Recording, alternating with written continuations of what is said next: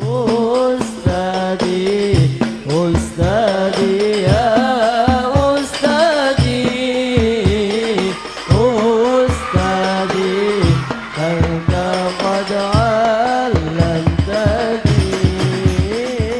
Ustadi, Ustadi ya Ustadi, Ustadi anta qad 'allamtani.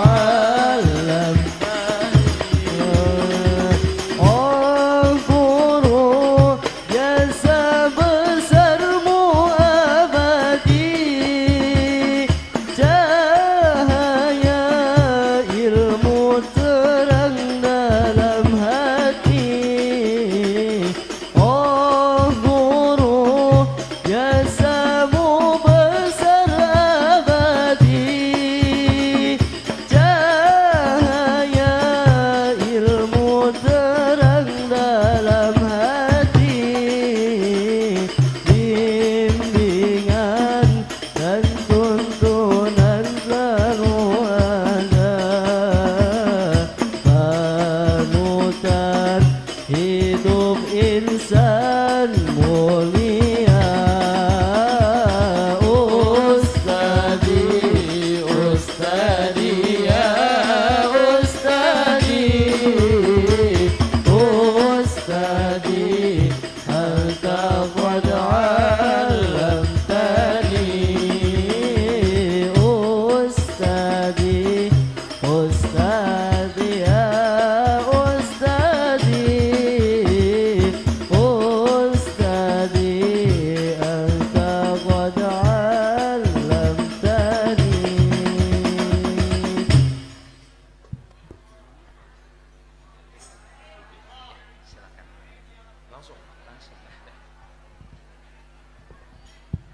Bismillahirrahmanirrahim. Assalamualaikum warahmatullahi wabarakatuh.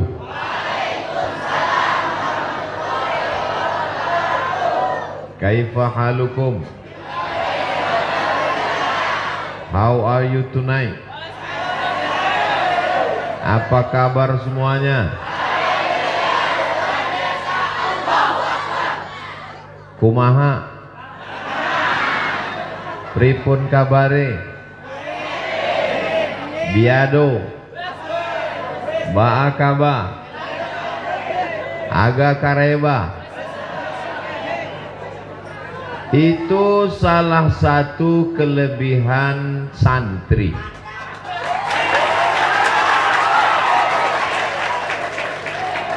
Diajak bahasa Arab, oke, karena setiap hari baca kitab kuning.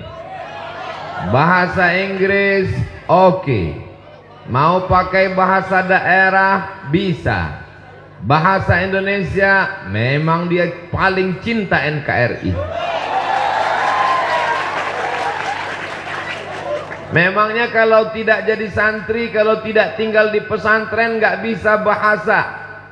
Bagaimana mungkin kita bisa bahasa orang lain kalau kita cuman sekolah dari jam 8 masuk, pulang jam 1, cabutnya 3 jam.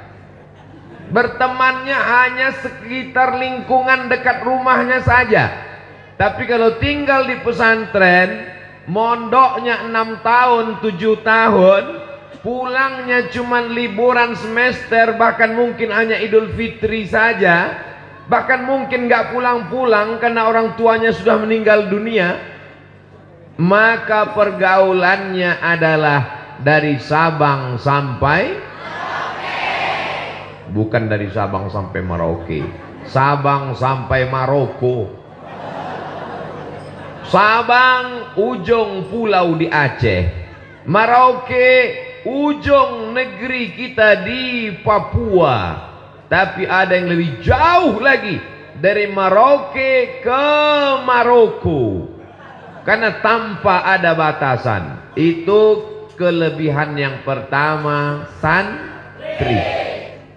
Pede nggak jadi santri? Bangga nggak jadi santri? Kalau ada yang tidak bangga jadi santri ketika kenalan sama orang, kamu sekolah di mana? Saya dari SMP. Kamu di mana? Saya SMA. Kamu di mana? Saya nggak sekolah. Kamu di mana? Saya di pesantren. Ini orang mestinya sudah lama mati. Buat-buat macet aja dia. Pede, percaya diri. Kenapa? Karena kita punya kenalan yang begitu luas. Dari mulai rambut yang lurus sampai keriting, dari yang hitam sampai yang putih, yang tinggi sampai yang pendek, semuanya sama. Dan di pesantren lah kita kenal pribadi orang macam-macam. Saya sekarang kalau tausiah pergi ke Aceh, ketemu dengan teman saya. Pergi ke Medan, jumpa dengan sahabat saya. Pergi ke Surabaya, Jawa Timur, sahabat dan teman akrab saya. Pergi ke Madura, senior dan junior saya. Pergi ke Makassar, friend saya. Sampai ke Sorong, Papua, kawan-kawan saya semua. Kenapa demikian? Karena kita di pesantren punya pergaulan yang luas. Jadi anak-anak, adik-adik, saya mau panggil anak, rasanya saya masih terlalu muda. Jadi panggil adik-adik ajalah. Jadi adik-adik sekalian yang selama ini bimbang-bimbang di pesantren, pesantren apa pulang? Pesantren apa pulang? Pesantren apa pulang?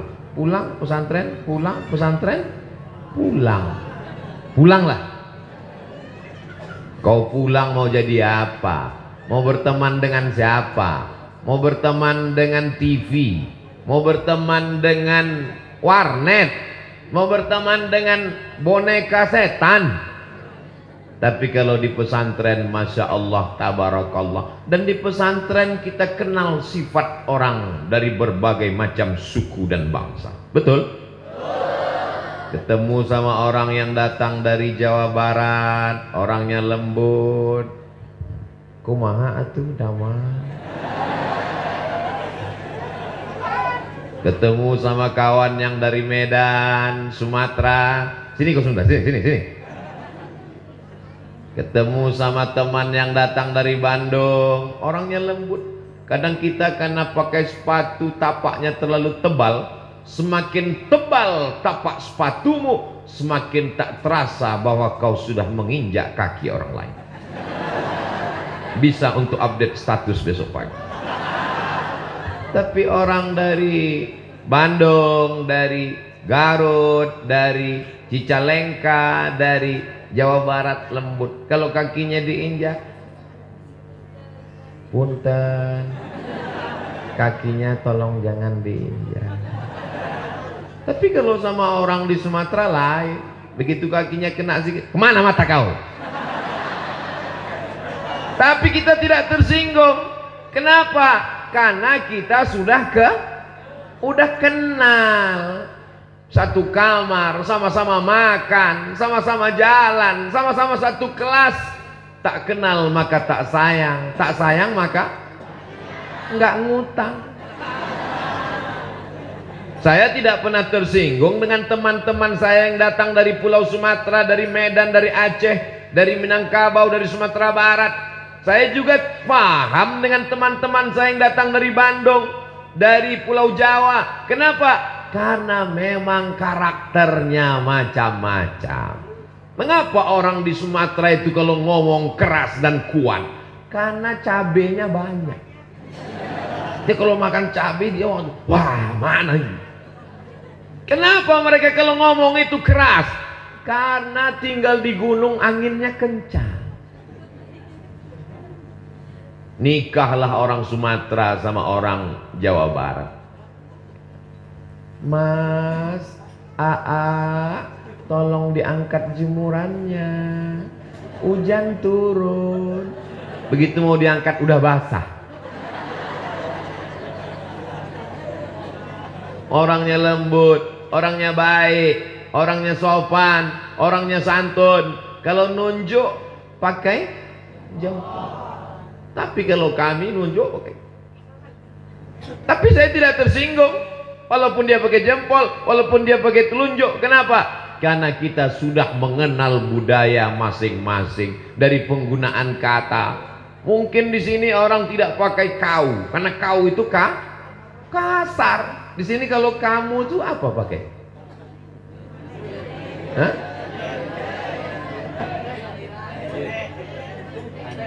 Anjen, lembut, baik. Tapi kalau saya dikatakan orang, dari mana kau Somad? Saya tidak tersinggung. Kenapa? Karena sudah mengenal karakter sifat masing-masing. Satu kamar. Loh, memangnya Ustadz satu kamar dulu dengan mereka? Ya. Berapa orang Ustadz waktu itu satu kamar? Cuman berdua, 20. Kayak ikan sarden di susu. Tapi dengan tidur bersama itu menjadi akrab. Kita tahu bunyi. Jangankan wajahnya, jangankan pakaiannya, dari bunyi ngoroknya kita kenal.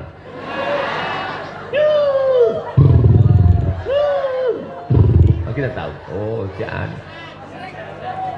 Saking akrabnya, saking dekatnya. Begitu juga ketika kita makan di tempat ruang makan, kita tahu, oh si Anu makanannya bumbu pecal, oh si Anu pelitnya minta ampun, oh si Anu bakhil bin medit.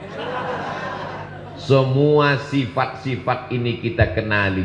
Jadi yang pertama, yang paling penting adalah mengenal sifat orang. Untuk belajar ini perlu ilmu komunikasi 2 SKS. Sekarang banyak orang pintar, banyak orang cerdas, banyak orang IP-nya 4, banyak orang IQ-nya tinggi, tapi komunikasinya jelek, tidak bisa merasakan perasaan orang lain. Karena rasamu bukan rasaku. Tapi kalau kita di pondok, kita sudah nyantri, kita tahu perasaan orang. Kenapa? Sama-sama bangun pagi, sama-sama ngantri. Bangun di Sumatera subuhnya jam 5, bangunnya jam 4. Jam 4 semua bangun, semuanya sholat tahajud bersama. Banyak yang ketika sujud itu, sujud pertama sekaligus sujud terakhir. Allahu Akbar. Jadi kalau sudah ketemu lama langsung tersenyum. Si Anu yang tukang molor dulu.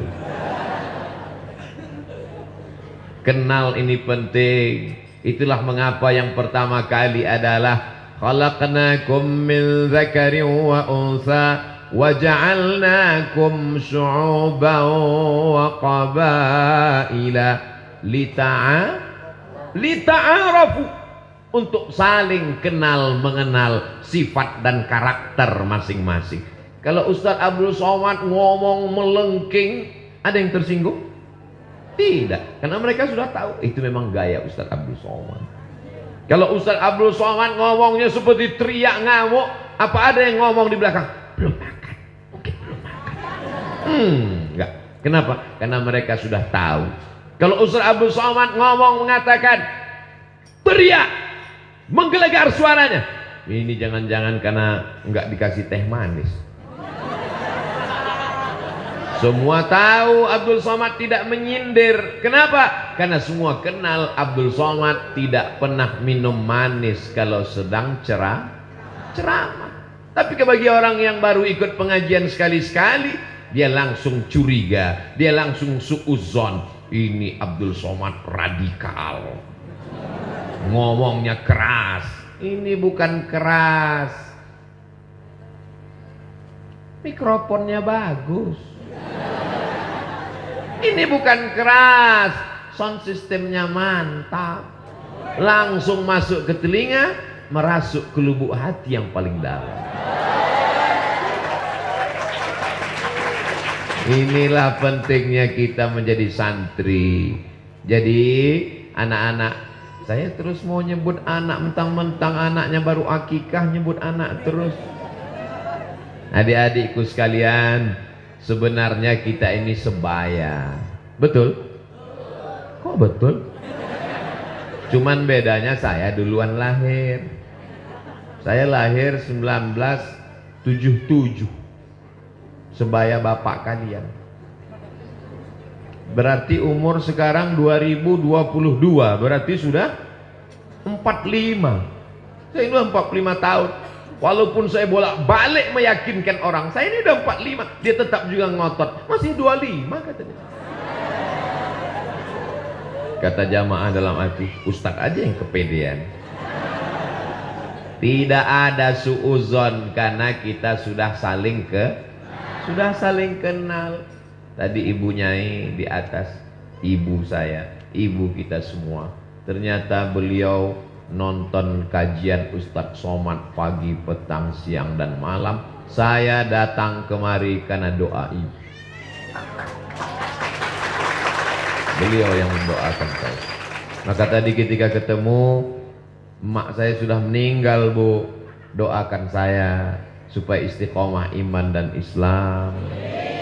Doakan saya supaya hati saya tidak dirusak oleh sum'ah, oleh ujub, oleh merasa hebat. Apa nggak merasa hebat? Kiai aja duduk di bawah, saya duduk di atas. Ini Ustaz Abdul Somad katanya mengajarkan kita harus hidup setara, sama santri sama-sama tidur di lantai, sama-sama satu penderitaan. Tapi Ustaz sendiri setelah tamat dari pesantren, Ustaz malah duduk di atas, nggak sopan. Disuruh panitia supaya tampilan kameranya bagus. Nah, dipasang maka di atas. Bagus kan? Coba kalau saya duduk di bawah. Tapi saya duduk di sini sementara. Setelah itu kursi diangkat. Nggak mungkin sama-sama saya diangkat. Dan santri tidak ada yang tersinggung. Nggak usah kita dengar ini ceramah Abdul Somad. Orangnya nggak sopan. Masa guru kita, kiai kita, ajengan kita di bawah, dia di atas. Karena semuanya saling paham. Suami dengan istri bisa hidup bersama karena sama-sama paham. Hubungan kita bisa bertahan lama, berteman di pesantren, bersama di surga. Kalau kita bisa saling memahami. Sekarang penyakit manusia ini su'ut tafahum. Jelek, tafahum salah paham, salah dengar, salah ngomong, salah ngerti karena tidak saling mengenali. Dunia saling kenal mengenal itu adalah dunia pesantren. Dari mulai cara tidur, bangun tidur, olahraga, belajar di kelas, baca kitab, suara, mohon maaf, baunya pun kita kenal. Pejam mata langsung kita cium. Si Anu. Si Anu. Kenal, kenapa? Karena berteman dan bersahabat lama. Dan kalau di pesantren tidak ada jaim-jaiman. Betul? Kita kenal. Maka saya kalau ketemu dengan teman saya di pesantren, Mat, katanya, dia nggak pakai Ustadz lagi. Tapi begitu ada orang lain, Al-Mukarram Ustadz Abdul Somad. Semuanya adalah sahabat dan kawan. Dan hari ini saya tidak sedang merasa sebagai orang yang diundang dari luar pesantren. Karena kita sama-sama santri. Kita sama-sama santri. Sampai hari kiamat kita adalah santri. Santri adalah orang yang senantiasa ingin dirinya mendapatkan ilmu pengetahuan. Masya Allah, tabarakallah. Saya selama ceramah belum pernah minum air manis. Tapi ini tetap di shoot, digambar biar supaya kelihatan bahwa Ustadz Somad air minumnya banyak.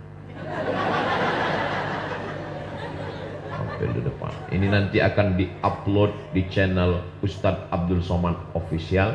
Jangan lupa subscribe, like, share, and comment. Orang pasti sulit. Ustaz Abdul Somad, gimana kami bisa ingat bahwa itu ceramahnya di pondok kami? Ustaz di mana-mana ceramah pecinya hitam terus. Ustaz di mana-mana ceramahnya bajunya putih terus, gayanya gitu-gitu terus. Mudah aja. Ketika ada airnya 4, itu berarti di pesantren kita. Masya Allah, tabarakallah. Jadi poin yang pertama, bahwa anak pesantren punya ilmu komunikasi dengan berbagai macam suku, bangsa, dengan berbagai macam bahasa. Adapun di pesantren, bahasa yang dipakai Masya Allah, tabarakallah. Fi hadhil munasabati sa'idati yasurruni an akuna ma'akum. Asa yakuna hadzal liqa' liqa'an tayyiban mubarakan fih. Al-asatidh al-afadil al-ulama al-ajilla al-talabah al-a'izza wa ana bainakum baina hamalatil Qur'an bainal qurra wal huffaz kama qala an-nabi sallallahu alaihi wasallam khairukum man ta'allamal Qur'ana wa 'allamahu. Ladies and gentlemen, kepala beku di stempel semen. In this opportunity I want talking about Islam and the future. Pada kesempatan ini saya ingin berbicara tentang Islam dan masa depan. Bahasa Arab, oke. Bahasa Inggris bisa. Bahasa isyarat, apalagi. Jadi tidak ada istilah anak pesantren tidak bisa berkomunikasi. Anak pesantren gagap. Anak pesantren gak bisa ngomong. Saya ngelihat dengan kepala saya sendiri. Dengan kepala pula. Dengan mata kepala saya sendiri, anak semester 6 KKN dibawa ke masjid, sebagai pembawa acara. Malam ini Ustadz Somad, pembawa acaranya adalah mahasiswa semester 6 yang KKN. Saya nggak sampai hati ngelihat dia megang mikrofon menggeletar. Assalamualaikum warahmatullahi wabarakatuh. Karena tidak terbiasa. Di pesantren biasa ngomong. Kenapa? Ada muhadarah. Yang kelas 1 dididik oleh kakak-kakak, yang kelas 5 jadi mudabbir, yang ke kelas 6 mengajar. Kita sudah terbiasa menghadapi orang banyak. Makanya ketika saya tes dosen, Abdul Somad, ya Pak, nanti tes dosen itu ada tes ngomong di depan orang banyak. Apa kamu berani ngomong depan orang banyak? Dalam hati saya, khutbah Jumat aja bisa. Khutbah Jumat kan jamaahnya banyak. Dalam mazhab Syafi'i paling tidak 40 orang. Sementara di kelas cuma 25 orang. Rupanya mereka mau ngetes. Ini Abdul Somad bisa ngajar apa enggak? Masuk ke dalam kelas. Ini yang di dalam kelas ini semuanya mau ngetes kita. Mata dia ngelihat kita terus. Dia anggap kalau dia melotot kita grogi. Bagaimana supaya kita waktu di depan ngajar itu menggigil ketakutan? Dia anggap kalau kita lama-lama dipelototin, diliatin, kita udah biasa dipelototin di pesantren. Masa iya biasa dipelototin di pesantren Pak Ustadz? Ya, digundul udah, ditempeleng udah, dipukul pakai batang sapu udah, mau digundul lagi rumput belum tumbuh. Akhirnya hukumannya gimana? Berdiri di pinggir jalan, pakai papan tulis, ditulis di depan, inilah santri yang paling banyak melanggar peraturan.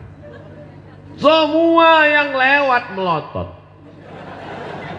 Maka kita sudah terbiasa dipelototi orang. Mungkin dalam hati adik-adik, lo aja kali. Jadi kalau cuma dipelototin 25 orang di dalam kelas pas latihan ngajar, biasa guys. Jadi waktu saya pertama latihan ngajar ujian dosen, mereka di dalam kelas itu mempelototin saya biar supaya saya grogi nggak bisa nulis, biar supaya saya grogi nggak bisa ngomong. Dan yang ada memperhatikan melotot itu ada yang cewek. Dia giniin terus. Saya lihat sekali dia gini, saya lihat sekali dia gini juga, saya lagi gini dia gini, saya giniin, langsung lihat ini. Kita udah terbiasa menghadapi mata manusia ini. Inilah yang tidak dimiliki, skill-skill kemampuan yang tidak tertulis di buku. Dan kita di pesantren sudah berhadapan dengan itu, betul? Cuman pesantren zaman sekarang, anak-anakku kalian, anakku lagi, adik-adikku kalian, nasib kalian bagus. Sekarang tidak lagi ada cubit, jewer aja nggak ada. Kenapa? Kalian dilindungi oleh Komisi Perlindungan Anak. Zaman kami dulu komisi itu belum ada. Pakai batang sapu. Ini tangan ini nggak terhitung berapa kali kena batang sapu. Jadi Ustadz masih ingat yang mukul Ustadz pakai batang sapu? Ingat. Ustadz dendam? Enggak. Ingat aja. Terus? Ya kalau dia ngundang ceramah saya nggak mau datang. Assalamualaikum. Waalaikumsalam. Betul ini Ustaz Abdul Somad? Betul, tak salah lagi. Kita satu pondok dulu. Ya, ya. Abang di Kismu Taklim dulu. Ya, betul, ingat. Pernah mukul pakai sapu. Ya. Bisa datang ke pesantren kami. Aduh, lagi penuh jadwal, Bang. Masya Allah, tabarakallah. Jadi kita di pesantren dilatih mental untuk berhadapan. Ngantuk dikit aja. Ini dulu, sekarang udah enak pesantren. Dulu bangun subuh mata tengkuk mesti berdiri. Begitu setan datang membawa kipas. Nina bobo, oh nih. Itu setan zaman Ustadz. Itu setan zaman Abdul Somad dulu. Setan zaman sekarang nggak nyanyi lagi, langsung bawa AC.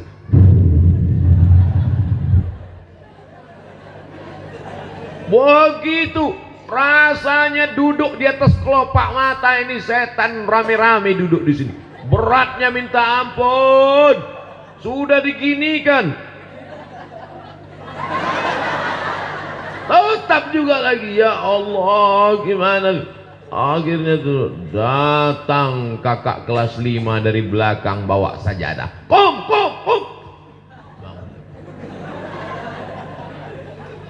Kita sudah terbiasa menghadapi suara teriak-teriak, sudah biasa ketemu dengan kakak kelas 5, kelas 6, mudabir, pengurus organisasi, sudah terbiasa. Tapi kalau orang hanya sekedar di rumah, penyakit yang paling mengerikan bukan demam, bukan Omikron. Penyakit yang paling mengerikan adalah anak laki-laki tidak pandai mengikat tali sepatunya sendiri. Penyakit apa namanya ini? Baru ngelihat sepatu sudah diikat. Baru ngelihat air minum sudah diangkatkan untuk diminumkan. Baru mukul-mukul perut sudah dimasakkan, disuapkan nasi. Dia tidak pandai berusaha untuk hidup. Walaupun kehidupannya ada, orang tuanya mampu, duitnya banyak, tapi dia tidak pandai mengelola hidup. Kita di pesantren, mana ada cerita anak pesantren santri nggak bisa ngikat tali sepatu. Kalau sudah pukul lonceng, teng teng teng teng teng teng teng teng teng, semua mesti siap masuk kelas. Disiplin, on time, tidak boleh ada terlambat. Terlambat berdiri, kena hukuman. Tapi kesakitan, penderitaan itu membuat kita menjadi disiplin seperti tentara, seperti polisi, angkatan laut dan udara. Betul? Ini buktinya. Coba kalau Ustadz Somad ceramah di tengah masyarakat umum, baru ngomong 5 menit, takbir. Habis itu. Tapi di pesantren semangat luar biasa. Kenapa? Karena di pesantren diajarkan disiplin. Ini yang kedua. Yang pertama tadi adalah mengenal sifat manusia dari berbagai macam suku dan bangsa. Yang kedua adalah disiplin. Mana ada perempuan tiba-tiba nyasar ke tempat laki-laki? Dan tidak ada laki-laki yang nyasar ke tempat. Ada sebagian. Itu untuk mengawal jalan Abdul Somad. Ini disiplin. Di pesantren jelas jenis kelaminnya. Laki-laki, perempuan. Sekarang banyak orang yang tidak jelas jenis kelaminnya. Gagah, kumis melintang, berotot. Begitu ditanya, di mana Jalan Jenderal Sudirman? Di sana. Nggak jelas, karena tidak dididik dengan disiplin. Pakai peci, aku laki-laki. Pakai koko, aku laki-laki. Pakai kain sarung, aku laki-laki. Pakai jilbab, aku perempuan. Abdi teh perempuan atuh? Nah, istri. Jelas, disiplin inilah yang luar biasa. Tidak ada satupun yang kelihatan rambutnya. Di dalam ditutup pakai khimar. Khimar, kain yang menutup rambut. Saya sebetulnya mau ngasih tahu bahwa saya tidak gundul. Setelah ditutup, dia lihat tidak ada rambut satupun yang keluar, dirapikan, barulah dipakai kain panjang, hijab. Orang kita menyebut jilbab, panjang, menutup, tertutup. Laki-laki juga begitu, peci dia pakai. Dia lihat, jangan sampai dia salah pasang dikira judi kalah. Pakai kain sarung rapi, pakai baju koko rapi, bersih, putih. Kenapa anak santri bajunya putih? Supaya jelas kotornya, cepat nampak dakinya, tulis Arab gundul. Kalau kita pakai baju hitam, nggak kelihatan dakinya, tapi teman di sebelah nggak tahan. Maka disuruh santri pakai baju putih supaya cepat kalau kotor dicuci, bersih. Kainnya juga begitu. Jangan sampai ada setetes pun najis yang kena. Kalau kena najis berarti batal sholatnya, berarti sia-sia, tidak diterima di hadapan Allah Subhanahu wa ta'ala. Kalau dia di toilet, maka dia mesti batuk-batuk supaya anginnya habis, airnya habis keluar. Supaya habis air keluar bersih.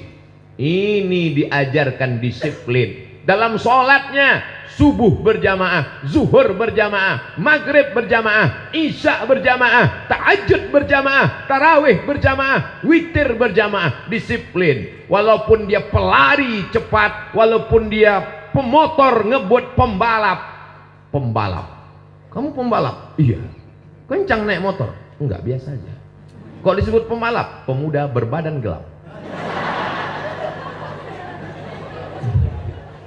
Walaupun dia pembalap, tapi kalau sholat dia tetap ikut imam. Mana ada makmum nyalip imam?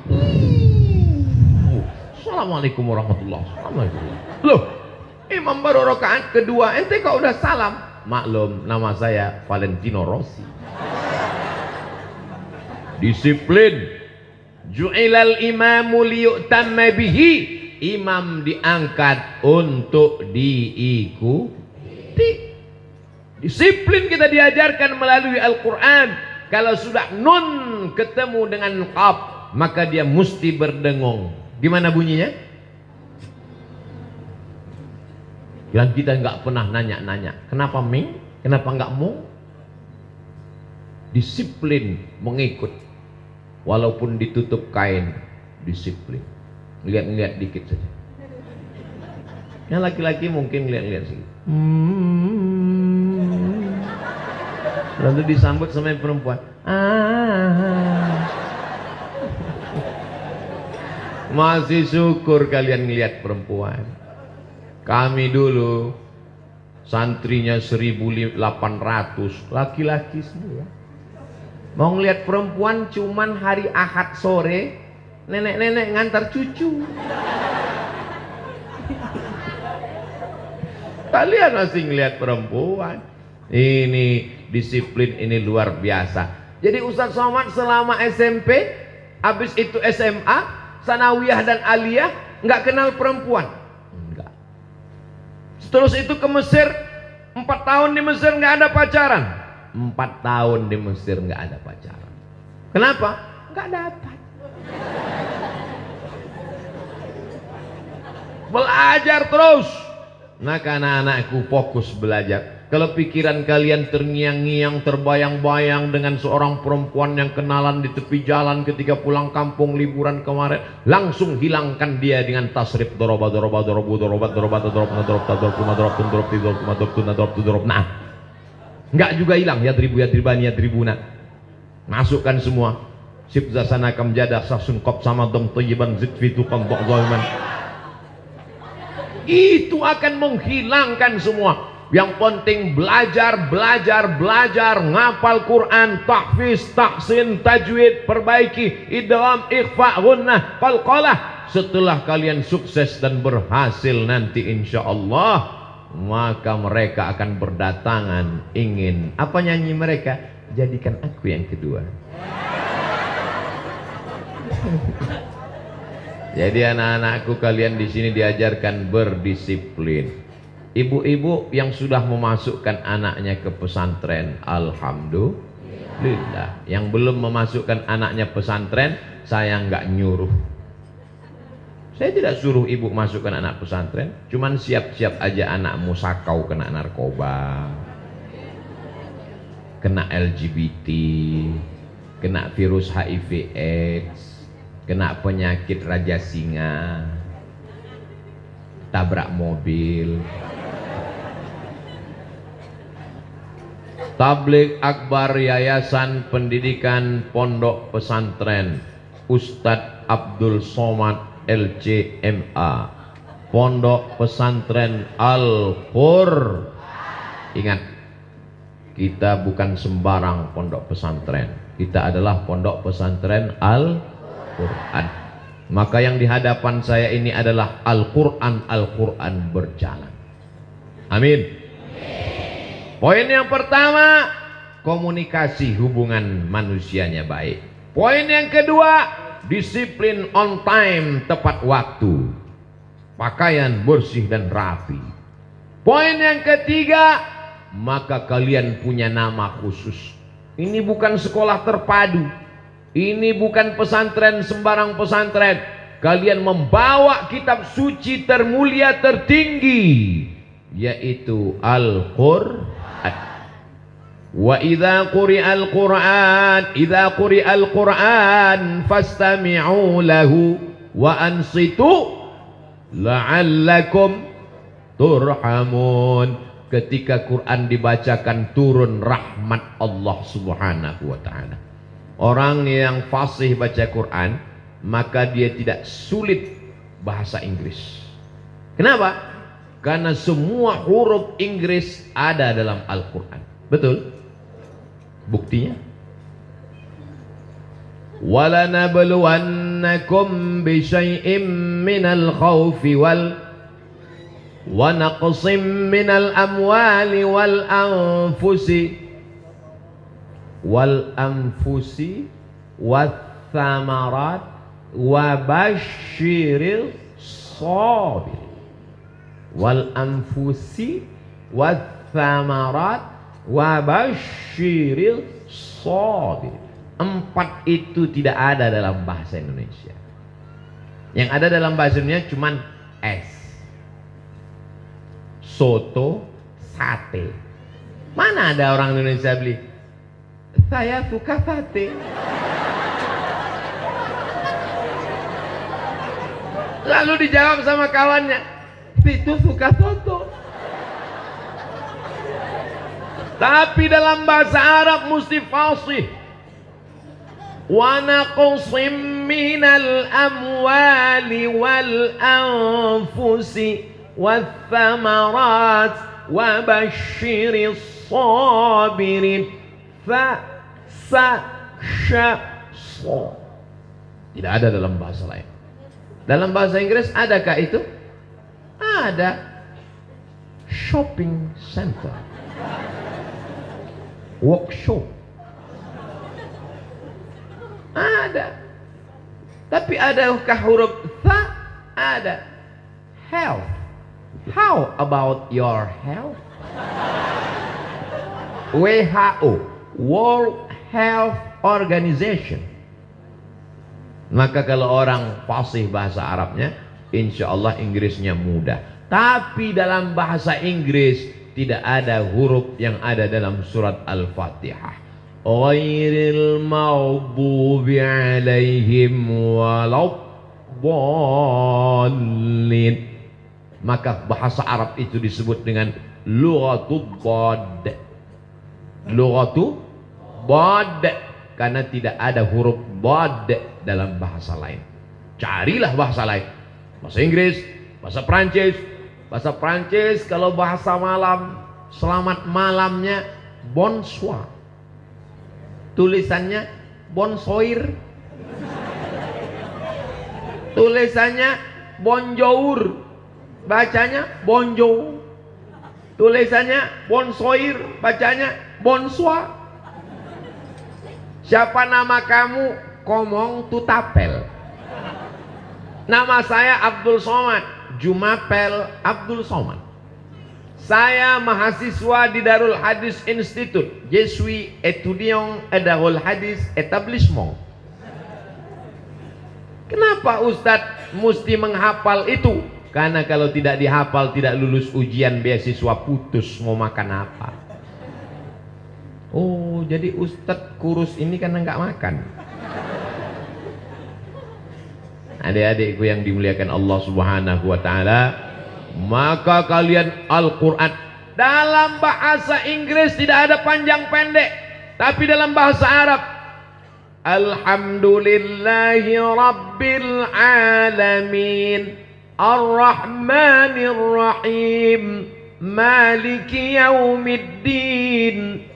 Ada panjang ke atas mal, ada panjang ke bawah, ada panjang ke depan. Yu'minuna bil ghaib, ada panjangnya lebih lama. Ulaika ala hudam min rabbihim. Bahasa Inggris tidak ada. I love you. Tidak ada. Bahasa Indonesia minum. Minum ya minum, nggak ada minum. Minum. Nggak salah kalau mau dipanjang pendek kan. Tapi dalam bahasa Al-Quran, dan orang kalau ngerti hafal Quran dengan dakik, dengan halus, sehebat apapun makmum mengkritik di belakang, dia tidak akan goyah, tidak akan goyang, karena hafalannya kuat. Inna anzalnahu fi Dia hafal, mengerti nahunya, bahwa kalau di pangkalnya ada huruf jar fi, berarti setelah fi pasti lailatin. Tapi kalau dia hafalnya tidak dakik, tidak halus, tidak kuat, tidak mutsin, goyang dia. Inna anzalnahu fi lailatul qadr. Datang makmum di belakang, Lailatul.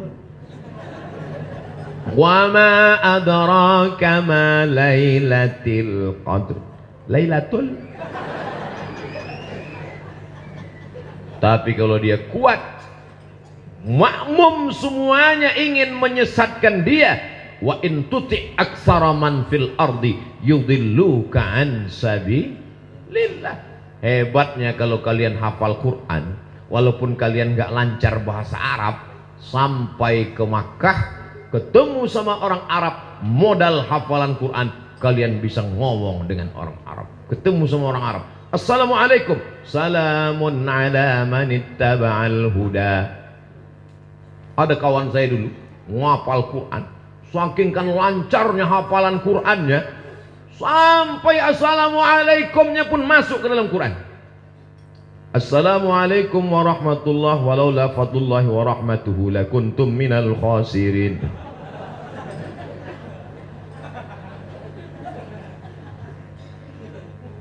Orang kalau dia hebat membaca menghafal Al-Quran, maka terlatih nafasnya, karena tidak boleh dia mencuri nafas di tengah-tengah ayat. Orang kalau dia terlatih membaca Al-Quran, semua potensi dirinya hidup, karena semua huruf ada idgham, ada ikhfa, ada gunnah, ada qalqalah, ada terjemah bahasa, ada matnya, ada panjangnya, ada pendeknya. Dan yang paling penting, otaknya terlatih untuk bekerja. Murojaah, murojaah, murojaah. Bangun malam tahajud, murojaah. Habis sholat subuh, murojaah.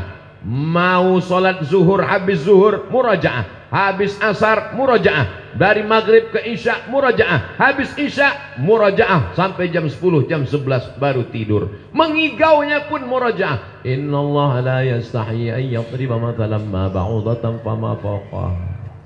Langsung disambung kawan di sebelah. Fa ammal ladzina amanu fa ya'lamuna annahu al-haqqu min rabbihim.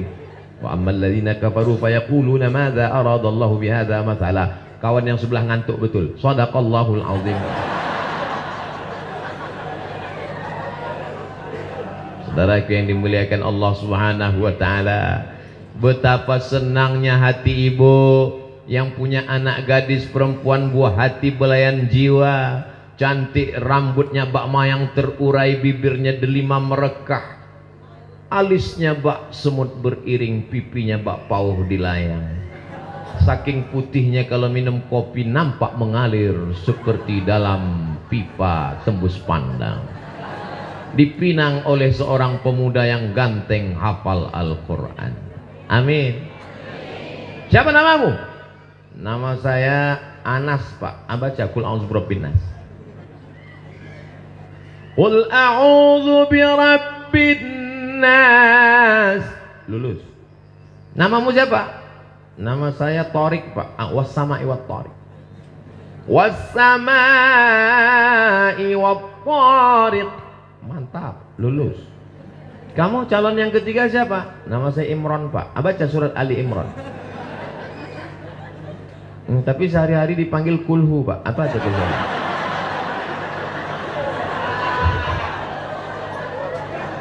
Qul huwallahu ahadunillahus samadu lam yalid wa lam yulad. Akhirnya jadilah menikah. Betapa senangnya aku nikahkan engkau dengan anakku dengan mahar mengajarkan surat Ar-Rahman tunai. Masya Allah, so sweet. Di tengah malam terdengar suara sayup-sayup dari balik kamar. Bismillahirrahmanirrahim. Ar-Rahman 'allamal Qur'an. Apa kata suaminya bertanya, "Bu, itu kok toa masih dipasang, kan udah disuruh copot." Itu dari kamar sebelah. Menantu kita lagi sholat tahajud dengan anak kita. Itulah beruntungnya dia punya suami penghafal Quran. Bukan seperti aku yang dapat suami Fir'aun gak pernah sholat malam. Begitu mereka mendekat ke pintu kamar mau melihat anak menantu sedang sholat tahajud, ternyata TV belum mati. Masya Allah, tabarakallah. Mudah-mudahan menantu ibu para penghafal Quran. Sayangnya saya nggak punya anak perempuan. Andai ada anak saya perempuan, maka aku carikan. Tapi insya Allah santri-santri perempuan, kalian inilah yang akan menjadi imam-imam insya Allah. Amin. Saya dalam salah satu acara makan sarapan pagi di hotel. Begitu sarapan pagi, datanglah ibu-ibu. Ustaz Somad, ini ada anak gadis sudah PNS, bekerja, bisnismen, bisniswoman, wanita karir, pengusaha, mencari seorang imam. Saya bilang, saya khotib, Bu. Dulu kita belum nikah nggak ada dia nyari imam. Sekarang kita udah update status, udah punya anak, baru dia nyari imam. Bayangkan kalau mereka yang akan menjadi mencari imam. Andailah saya yang berposisi kalian yang jadi saya waktu itu, datanglah anak gadis. Abang mencari imam. Siap. Mau imam apa? Imam zuhur apa imam maghrib? Ini hafalan Quran jangan main-main. Banyak orang sekarang menganggap untuk apa anak saya ngapal Quran. Nanti kalau anak saya ngapal Quran cuma ikut MTQ. Nanti kalau anak saya hafal Quran cuma jadi ustadz. Saya nggak mau anak saya jadi ustadz nanti kurus seperti Ustadz Somad. Untuk apa anak saya ngapal Quran? Nanti kalau anak saya ngapal Quran dia jadi imam tarawih aja. Jadul. Kamu nggak update ilmu pengetahuan. Kamu tahu nggak? Mahasiswa yang paling banyak dapat beasiswa di Fakultas Kedokteran Universitas Indonesia Islam Indonesia Yogyakarta adalah para penghafal Al-Quran. Penerimaan TNI Angkatan Darat jalur khusus dibuat untuk para penghafal Quran. Jadi kalian mau jadi polisi bisa? Bisa nggak jadi polisi? Bisa. Nampak orang nggak pakai helm, mana anak sekolah nggak pakai helm? Prit. Ini. Mana STNK BPKB? Lupa bang. Baca An-Naba. Amma yatasaalun 'anin naba'il 'azim. Daripada dia disuruh push up patah-patah tulangnya, daripada dia disuruh masuk karet kotor bajunya tidak mendidik, bahwa dia olahraga fisiknya sehat bagus, tapi kalau dia disuruh kamu belum pandai baca Quran maka kamu saya hukum, hukumannya mendidik sehingga orang yang tak baca Quran jadi pandai baca Quran. Agama ini tidak hanya ditolong dengan ceramah, dengan tausiah, dengan kultum, tapi juga dengan jabatan kalian. Ada di antara anakku ini yang akan jadi gubernur Jawa Barat. Ada di antara mereka ini yang akan jadi bupati Bandung insya Allah. Ada di antara mereka ini yang akan menjadi supir angkot insya Allah. Acara reuni pondok pesantren. Begitu acara reuni, datang satu bawa angkot. Kamu santri? Iya. Terus ini angkot? Saya memang bawa angkot Pak Ustadz, tapi seluruh angkot di Jawa Barat saya yang punya. Lihatlah, tadi mereka menyepelekan. Sekarang mereka berkata, Allah. Angkot itu halal, rezekinya berkah. Mungkin bajunya bau, mungkin tangannya kotor, tapi duitnya berkah dan bersih. Terserah mau bersih atau berkah, seluruh yang baik. Yang pertama, komunikasinya baik. Yang kedua, disiplin. Yang ketiga, Al-Quran. Betapa indahnya anak-anakku para penghafal Quran. Pagi-pagi sambil masak sarapan suaminya, Bismillahirrahmanirrahim. Was-samaa'i wat-tariq wa ma adraka mat-tariq. Tapi kalau istri nggak pandai baca Quran, pagi-pagi masak sarapan, oh jangan hamsahati.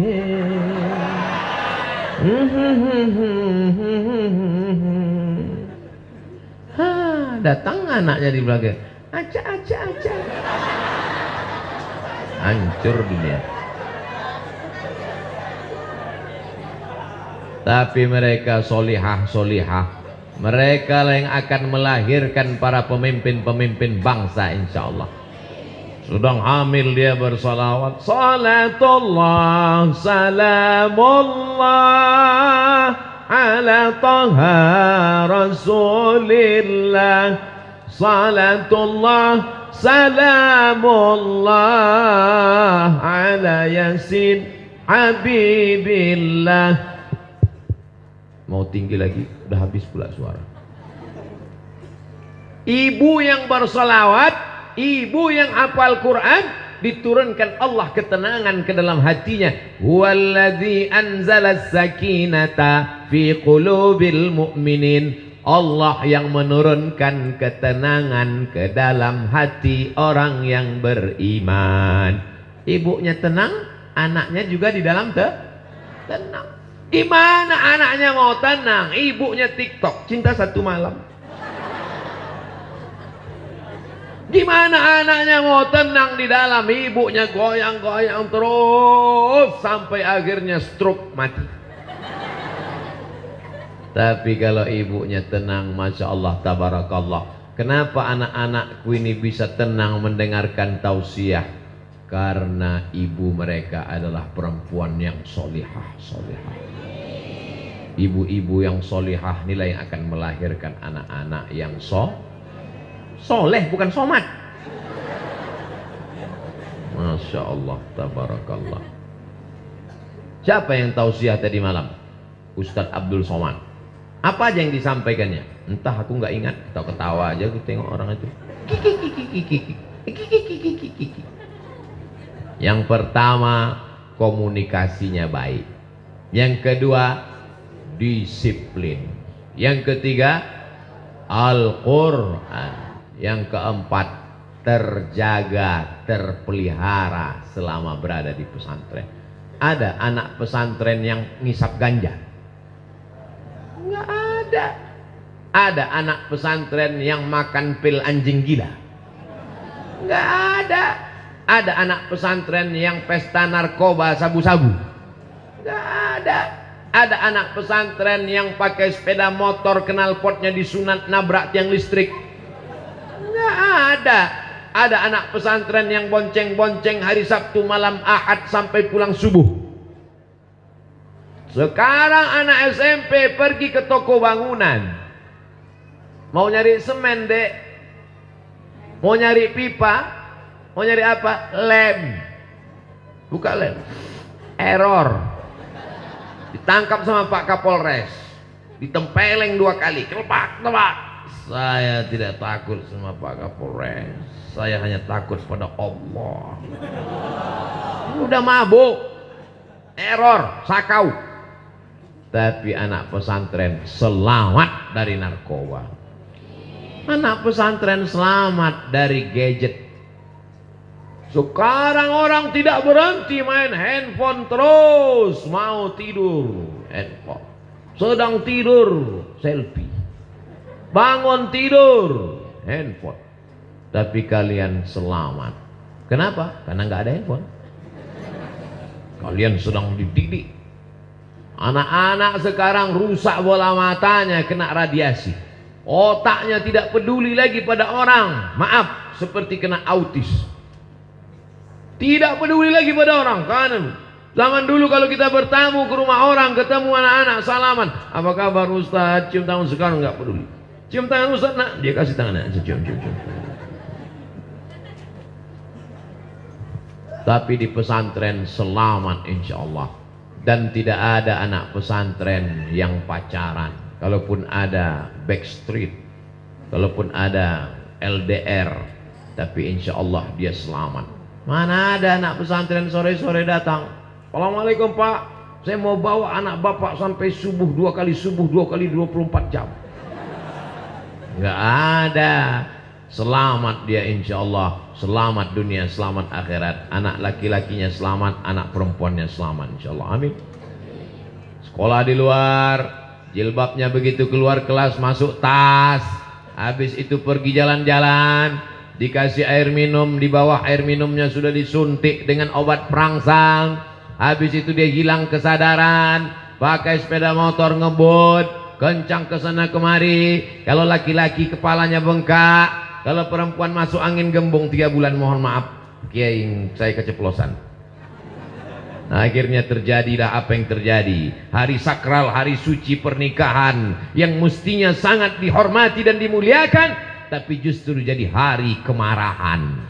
Yang semestinya seorang bapak dengan senyum berkata, hai calon menantuku, iya beb, aku nikahkan engkau dengan anakku dengan mahar mengajarkan surat Ar-Rahman tunai.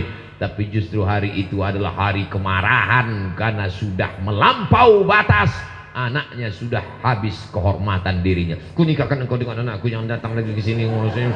Ya kalau enggak, bukan karena malu sama tetangga, enggak kunikahkan, kau setan. Hancur masa depan. Tertulis di tutup botol, do not accept if seal is broken. Jangan terima botol kalau segelnya rusak. Paham? Botol yang harga 5.000, 10.000, 15.000 rupiah dijual di tepi jalan, tidak mau diterima orang kalau segelnya rusak. Apalagi kehormatanmu, wahai anak perempuan. Kalian adalah anak-anakku. Anggaplah aku ini sebagai ayah kalian. Sementara selesai tausiah ini, namanya ayah pinjaman. Jaga kehormatan kalian, nak. Setelah tamat kalian dari pesantren menghafal Quran, setelah itu nanti kalian kuliah, selesai S1 akan datang laki-laki soleh meminang kalian dengan membawa Al-Quran. Jodoh tidak akan mungkin tertukar, sudah tertulis di Lauhil Mahfuz. Ikan di laut, garam di laut. Apa lu? Hah? Ikan di laut, asam di gunung, bertemu dalam rice cooker. Maka kalau sudah jodoh tak akan kemana. Begitu juga dengan kalian. Jangan risau, sudah tertulis di Lauhil Mahfuz bahwa kalian akan mendapatkan istri yang solihah, insya Allah. Jangan sampai rezeki itu kalian rusak dengan perbuatan maksiat. Dzalika bi anna Allah lam yakun mughayyiran ni'matan an'amaha 'ala qaumin. Allah sudah memberikan yang terbaik, tapi karena akhlakmu buruk, karena kau pacaran, karena kau buat dosa, karena kau buat maksiat, dijauhkan rezekimu dari engkau. Tapi kalau Allah sudah mentakdirkan engkau berjumpa, walaupun anak gadis itu di dalam kamar, kamarnya dikunci, dan kamarnya di dalam rumah, rumahnya dikunci, rumahnya dalam komplek, kompleknya dikunci, tapi kau tetap akan bisa bertemu dengannya. Karena yang mempertemukan kalian bukan biro jodoh, yang mempertemukan kalian bukan dukun, tapi yang mempertemukan dia yang berkata, innama amruhu idza arada syai'an ayyaqula lahu kun. Skenario Allah begitu indah. Kalau tak percaya tanya sama ibu-ibu ini. Banyak yang salah jawab. Itu suami ibu ya? Iya. Gimana ketemunya dulu bu? Salah sambung. Itu ke istri bapak ya? Iya. Gimana ketemunya dulu pak? Ditangkap ansip. Ada skenario begitu indah. Adik ketemu dengan istrinya dulu gimana? Kami waktu itu sama-sama acara reuni pondok pesantren. Setelah tamat mondok, kami pun kuliah 4 tahun. Saya di Harvard University, dia di Al-Azhar Kairo. Terus habis itu kami pulang, acara reunian. Selesai acara reunian, sendal hilang. Pas lagi sibuk-sibuk nyari sendal, dia nyari sendal dia, saya nyari sendal. Kepala kami kejedut. Waktu itu lah.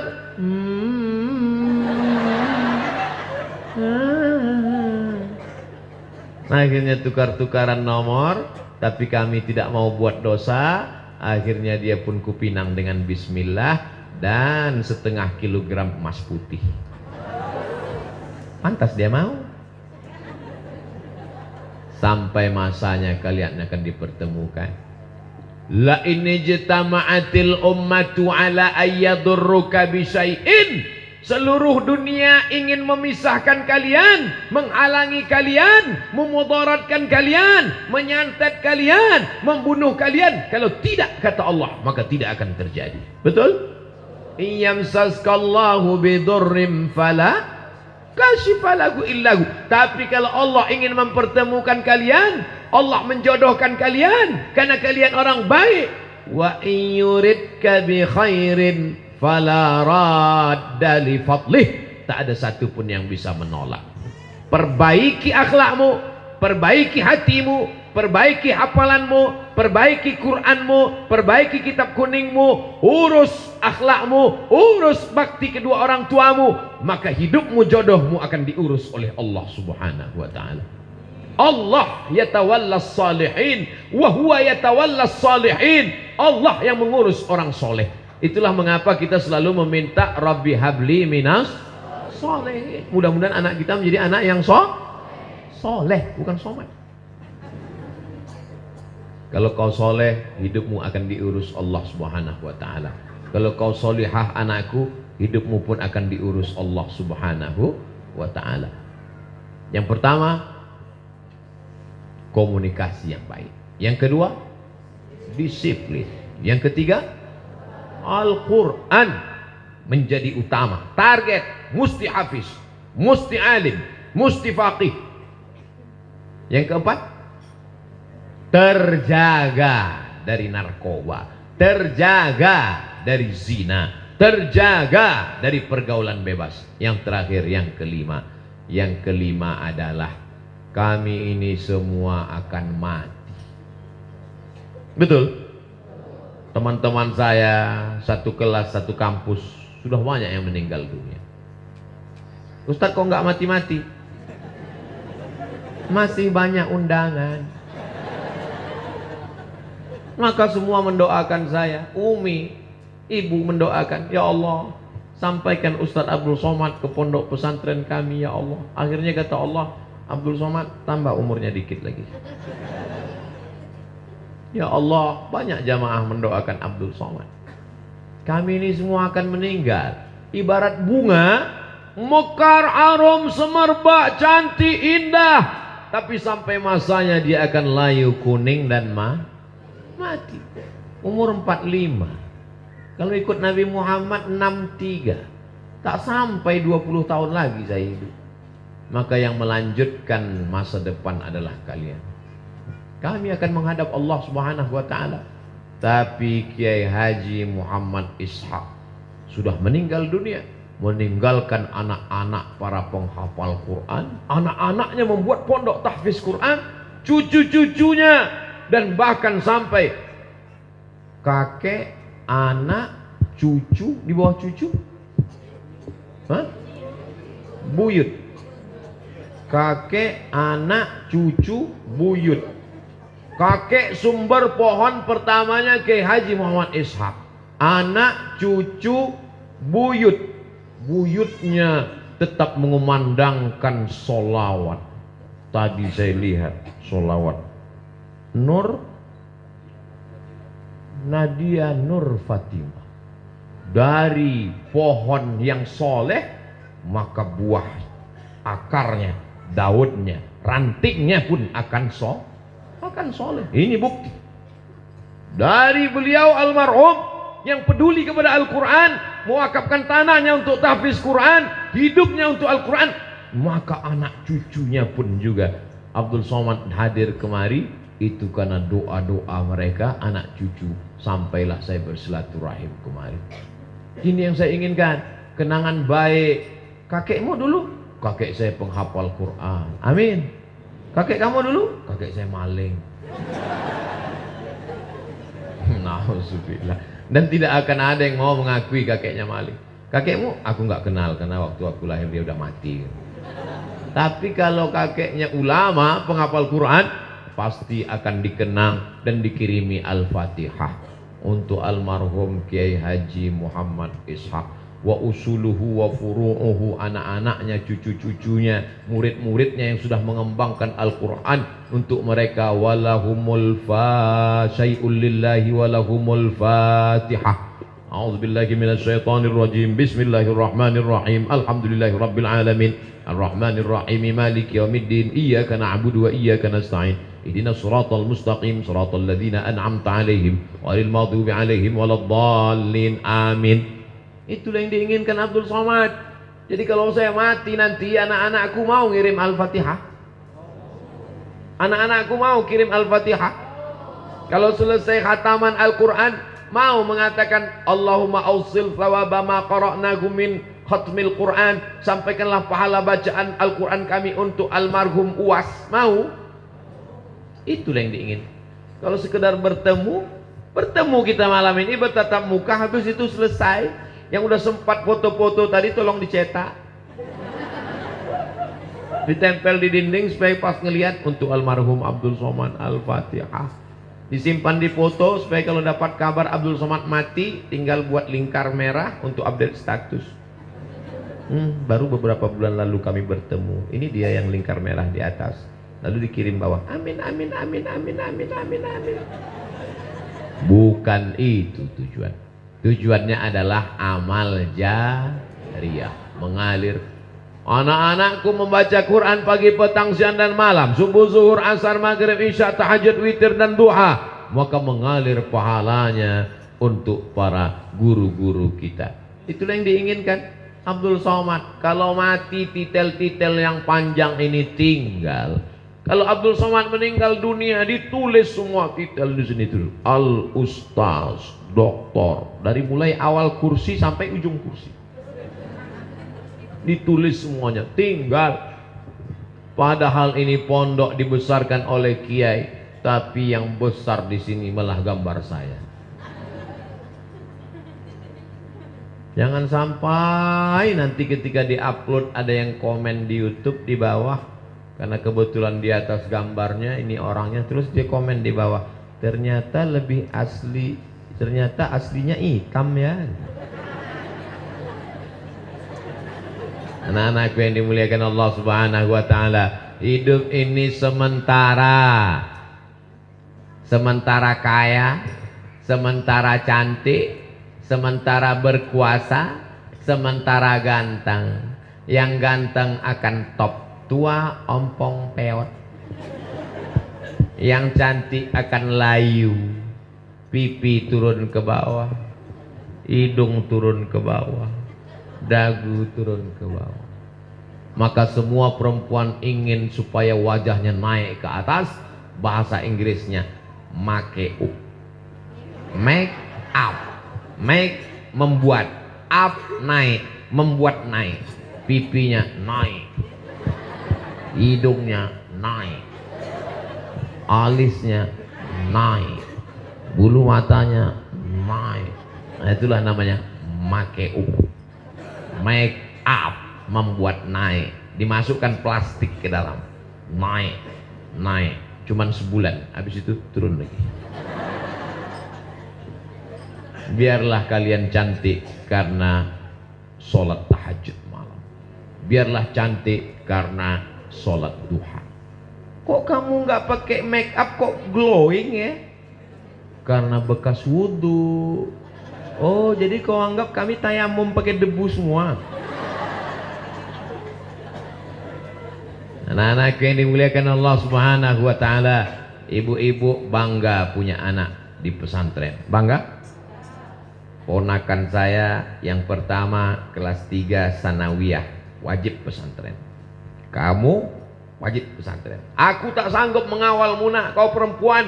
Aku tak sanggup mengantarmu sekolah, menjemput pulang, mengawal di rumah. Nanti kawanmu datang jemput, mau dilepas khawatir, nggak dilepas nggak gaul. Maka pesantren selamat. Yang laki-laki saya masukkan tahfiz Quran. Anak Mizian Azik kelas 2 SD, nanti tamat SD masuk pondok. Tidak ada tawar-menawar, harga mati, wajib masuk pesantren. Kalau ada orang sekarang yang mengatakan saya bisa jaga anak kita, tidak bisa. Siapa yang bisa melarang anaknya megang handphone? Orang tuanya pun gila handphone. Bentar-bentar status. Anak kita akan melihat kita. Kamu nggak boleh main handphone. Kamu nggak boleh main handphone. Jangan main handphone. Mama kok main handphone? Mama udah dewasa. Nggak bisa. Ibu-ibu mengikat anaknya di batang pisang. Diikatnya anaknya di batang pisang, dia main handphone. Anaknya nangis, di fotonya. Ada anak nangis, ada anak nangis. Udah hancur dunia ini sekarang. Maka benteng terakhir pertahanan Islam, akhlakul karimah adalah pesantren. Orang tua mesti bangga punya anak di pesantren. Anak ibu di mana sekarang? SMP plus. Anak ibu di mana sekarang? SMP terpadu. Anak ibu di mana sekarang? SMP entah apa namanya, aku nggak ingat. Anak ibu, anak saya di, ya itulah sedang mondok-mondok lah sekarang. Kenapa nggak pede? Kalau ada yang bangga dengan SMP-nya, dengan SMA-nya, dengan STM-nya, dengan SMK-nya, kau mesti bangga. Anak ibu di mana? SMP. Di mana? SMP. Di mana? Lebih kuat lagi. Pesantren. Kalian pun juga begitu. Bangga. Gimana? Bangga jadi anak pesantren? Bangga jadi santri? Pede, percaya diri. Abdul Somad ini apanya ada? Tak ada.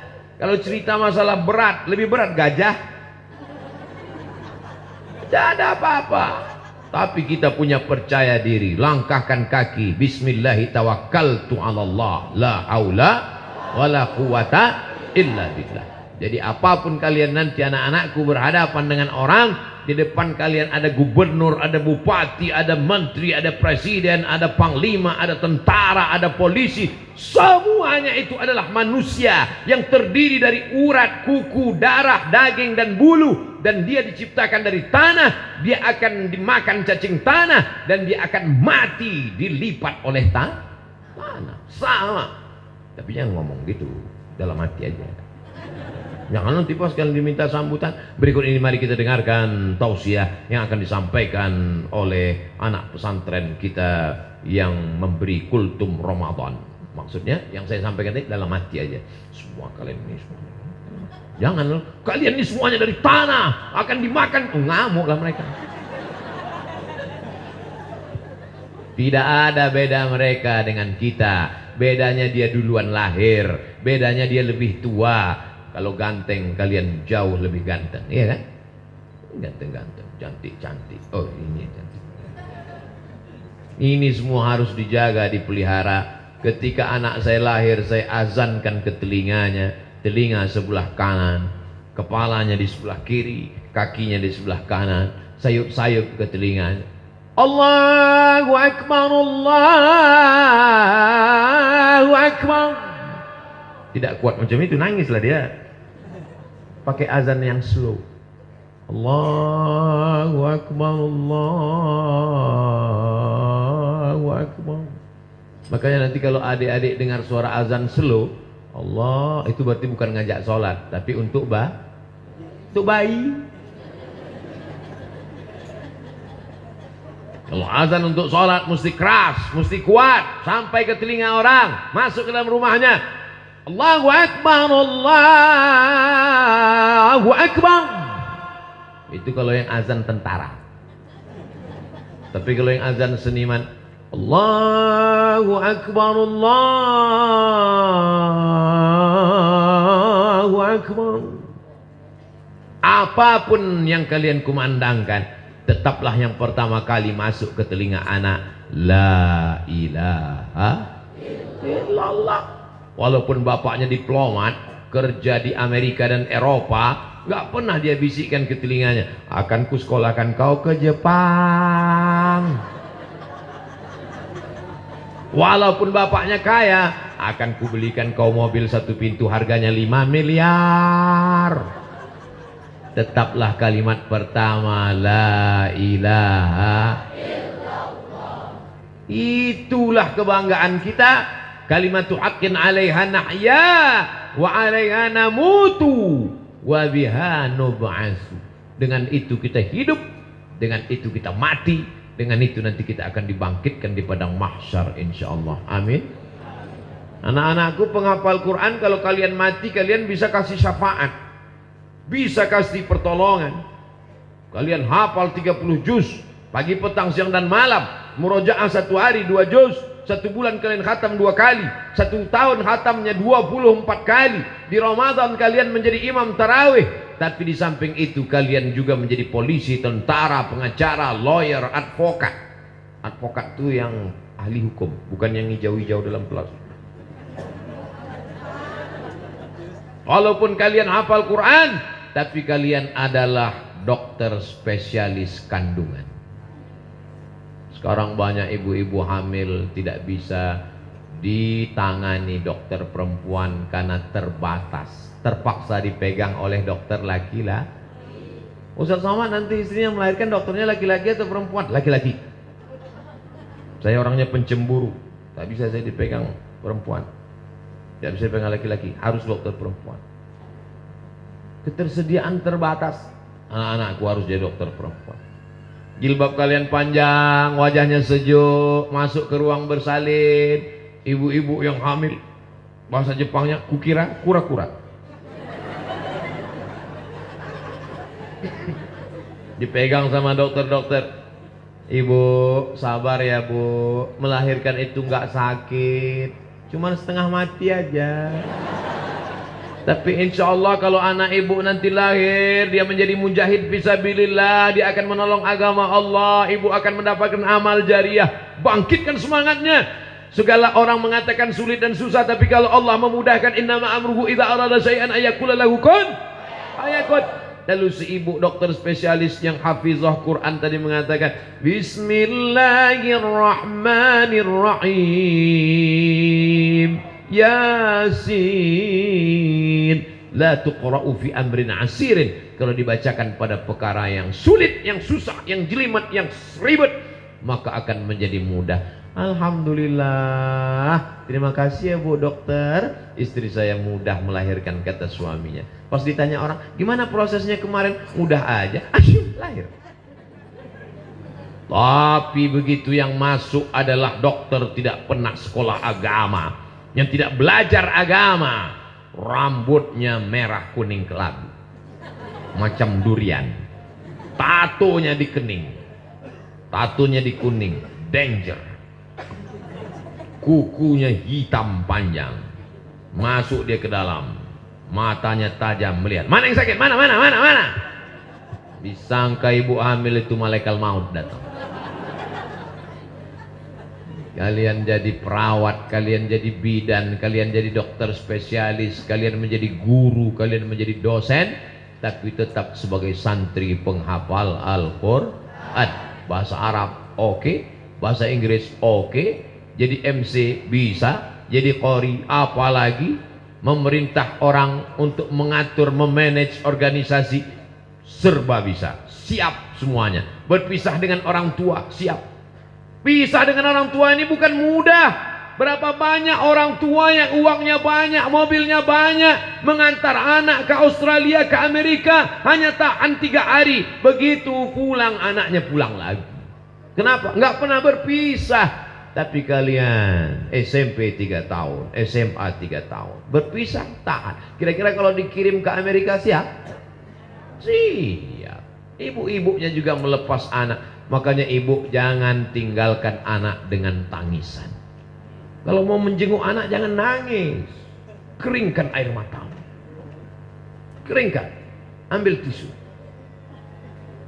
Nah, kau belajar di pesantren ini, hafal Al-Quran. Aku ingin kau menjadi hafiz. Aku ingin kau menjadi orang. Aku sudah orang mak, masih setengah. Kalau mau nangis, udah keluar gang di ujung udah dekat terminal, baru nangis sana. Cari tiang listrik, nangis di situ. Jangan nangis di depan mereka. Jangan tanya makannya. Ini kadang orang tua jenguk anak tanya makan. Sarapan paginya gimana nak? Tadi ngantri mak. Terus dapat telur ayam, dapat tapi sebesar. Tidurnya gimana nak? Lelap? Enggak lelap mak. Gimana? Kasur. Kasurnya gimana? Tipis. Memangnya kau sampai tua bisa bersama dengan anakmu. Nanti kalau kau mati, siapa yang akan kau tinggalkan dengan mereka? Kau tinggalkan harta, akan habis dipakai bapak untuk nikah dengan anak gadis yang baru. Tapi kalau kau tinggalkan ilmu, kau tinggalkan hafalan Quran, kau tinggalkan pendidikan, dia siap menjalani hidup. Maka terbanglah anakku sejauh mata memandang. Dari petang kau akan pulang, kau membangun Jawa Barat, kau membangun Indonesia, baldatun thayyibatun warabbun ghafur. Dulu yang mengusir Belanda adalah santri. Yang mengusir Jepang adalah santri. Ustaz Somad mentang-mentang ceramah di pesantren, dia bilang yang ngusir Belanda itu santri. 10 November. Tanggal 10 November, arek-arek Surabaya bergejolak. Bagaimana mungkin ada orang sehat, punya rumah, punya istri, punya anak, mau mati syahid melawan Belanda? Kalau bukan karena digerakkan oleh Ulama yang selalu digembar-gemborkan 10 November, 10 November, 10 November. Betul, 10 November. Tapi orang lupa 10 November bergejolak karena 22 Oktober. Ada apa dengan 22 Oktober? 22 Oktober keluar resolusi jihad dari Kiai Haji Hadratus Syekh Hashim Asy'ari bersama para ulama mengeluarkan resolusi jihad bahwa melawan Belanda adalah mati syahid. Siapa yang jihad hidup, hidupnya mulia. Iskariman au mut syahidan. Berteriaklah Bung Tomo, berteriaklah para ulama, serang Belanda, takbir, Allahu Akbar. Akhirnya Belanda pontang-panting lari pulang ke Amsterdam, tinggal terong Belanda. Ketika bergejolak PKI tahun 48, siapa yang paling banyak dihantam, dihabisi? Ulama dan santri. Bergejolak lagi 1966, ulama dan santri diculik. Kenapa? Karena mereka tahu negeri ini, NKRI bisa kokoh sampai hari ini karena para santri dan ulama. Bangga tidak jadi santri?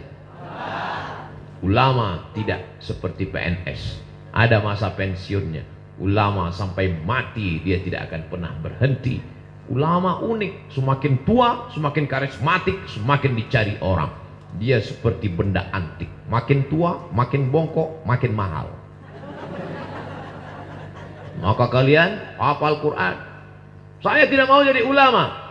Kalian jadi apapun, tapi Al-Quran di kepala kalian, maka insya Allah Allah akan menurunkan rahmatnya ke negeri ini dengan banyaknya penghafal Quran. Insya Allah. Saya mulai tadi jam 8:30, sekarang jam 10 kurang 10, maka saya total berbicara selama 80 menit.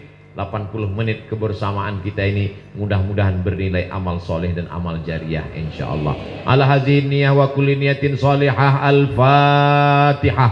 A'udzu billahi minasy syaithanir rajim. Bismillahirrahmanirrahim. Alhamdulillahi rabbil alamin arrahmanir rahim maliki yaumiddin. Iyyaka na'budu wa iyyaka nasta'in. Ihdinas shiratal mustaqim. Shiratal ladzina an'amta 'alaihim ghairil maghdubi 'alaihim waladdallin.